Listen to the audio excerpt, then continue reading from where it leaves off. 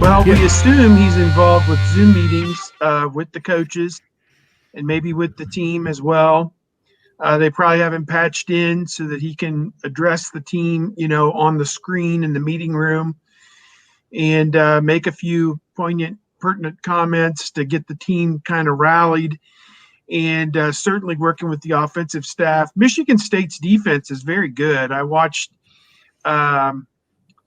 the Northwestern game, the BTN and 60 on them in that game, and man, that Northwestern was all. Now I know Northwestern's not a great offensive team, but they had won 5 games, and Ramsey is a veteran quarterback, and they really got after him and harassed him and made him play one of his worst games ever, it appeared.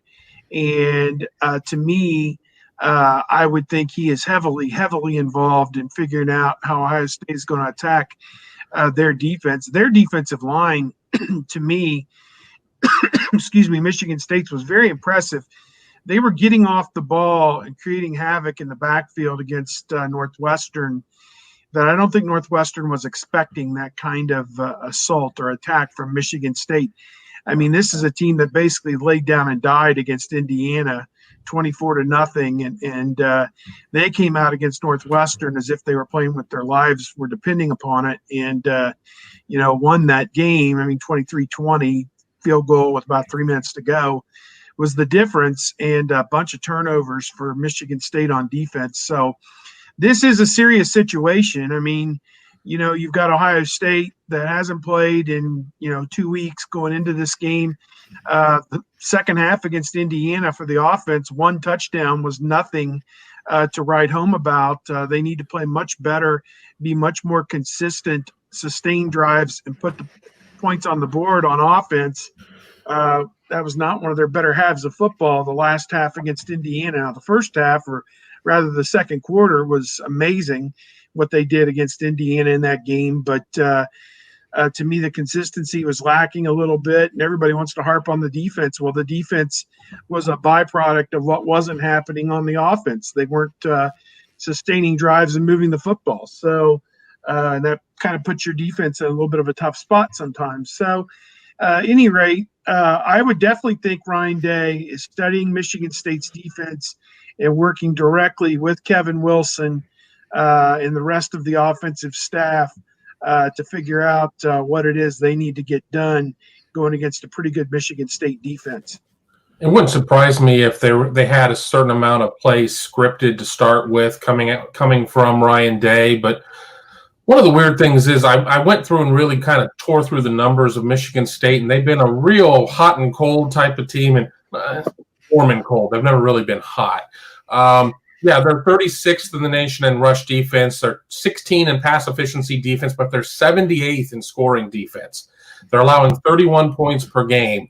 When you look at their 2 wins, I mean, they came out and they played some really solid defense in terms of that Northwestern game. I think there's no way of denying that. How do you get up and do that in a second game in a row? That's always a challenge. You generally don't see a team come in and string back-to-back high-profile upsets like that. You kind of empty the tank for the one, and then it's a kind of a crapshoot to see what you get in the next game. And then when you look at the Michigan game, which was their other win, Michigan kind of just gift-wrapped it, handed the ball to them and said, here you go. And I don't know if I would put so much of that on Michigan State's competence, but more on Michigan's incompetence. Rocky Lombardi threw for 323 and 3 touchdowns, and he was only about a smidge over 50% in that game against Michigan. He was just bombing away, and one of our favorite subjects came home to roost in that one. It was the Michigan secondary just getting torched in that one by an marginal, decent wide receiver core. Sorry to say, if Larry Johnson looks competent on the sidelines Saturday, kiss him goodbye to a head coaching vacancy somewhere. No. Nope. Okay. No. Larry Johnson is in his mid to late 60s. Larry Johnson, I don't think, is interested in taking over a program at that age. And in fact, what Larry Johnson's son told me at an Agonis Club meeting last year, his son, Tony, as well as his other brother, Larry Jr., both played at Penn State. when Larry was a coach there. What Tony told me is that Larry Sr. will coach as long as Larry Sr.'s wife allows Larry Sr. to coach. And that could be next week, next year, or 5 years from now. But I don't think he is going to haul off, move the family one more time, and go try and start something as a head coach somewhere. And I wouldn't say at his advanced age. It's rare that you would see somebody do that. Year in and year out, every program tries to recruit against Ohio State, saying this is Larry's last year. It's odd timing to up and go and take over a program. And generally, when you take over a program, it's a program in disarray.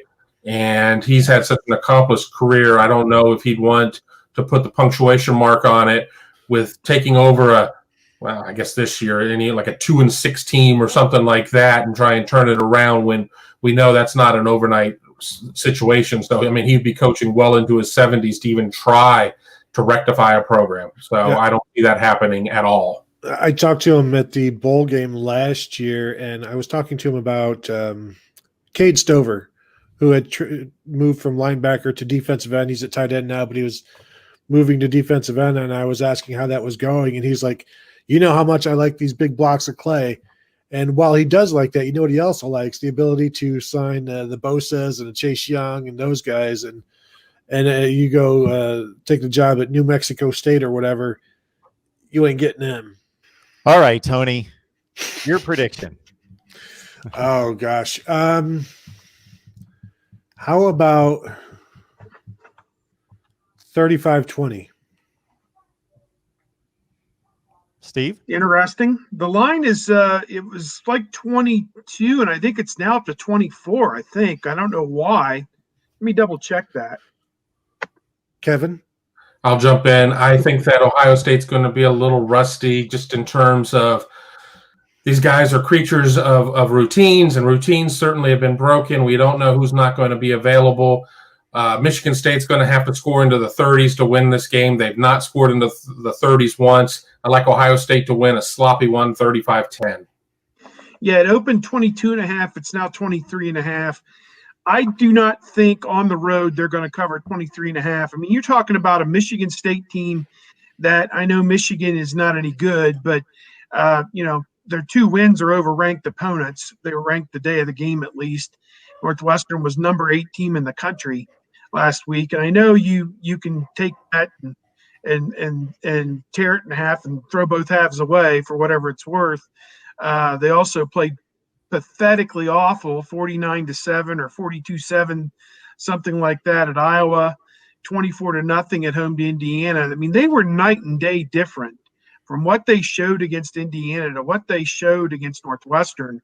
Were 2 entirely different football teams. I mean, they were wearing the same uniforms, but with that terrible highlighter green on the front. But at any rate, I'm going to say something like 42-21, something like that. Maybe, yeah, something in that range. Because I think Michigan State could maybe get a couple touchdowns against this Ohio State defense and, just maybe eke out 20 points, 21 points, something like that. But to me, and the weather is not supposed to be all that bad.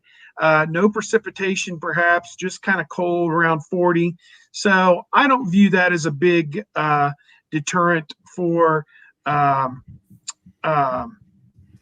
Justin Fields. And again, we don't know who's missing for Ohio State.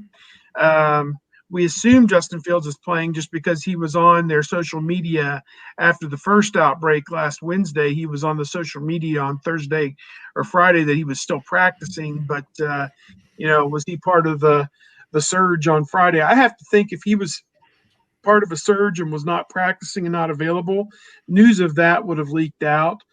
The idea that we haven't, the only name that I've ever really heard, and I'll just throw it out there, is Justin Hilliard. That's the only name of anybody that I've heard, and he's a backup linebacker basically, that I heard that, and there are others certainly, but that's the only name, quote unquote, for certain that I heard had an issue with this latest outbreak.